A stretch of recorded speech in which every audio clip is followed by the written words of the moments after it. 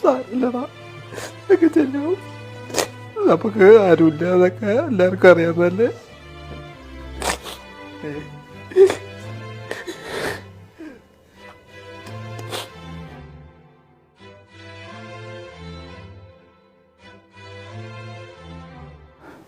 ഈ കള്ളക്കൊതി കൊണ്ടാണ് നിങ്ങളുടെ അടുത്ത് യാചിക്കുന്നത്, വേറെ വഴിയില്ല. അതുകൊണ്ടാണ്, പ്ലീസ് എന്നെ രക്ഷിക്കണം. എന്തെങ്കിലും പറ്റിയിട്ട് പിന്നെ ഞാൻ ജീവിച്ചിട്ട് കാര്യമുണ്ട്?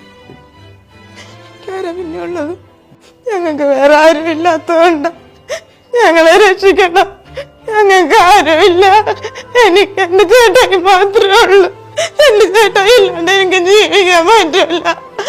എല്ലാരും ഞങ്ങളെ കാത്തോളണേ, എല്ലാരും ഞങ്ങളെ രക്ഷിക്കണം. എന്റെ ചേട്ടായി ഇല്ലാണ്ട് എനിക്ക് ജീവിക്കാൻ പറ്റില്ല.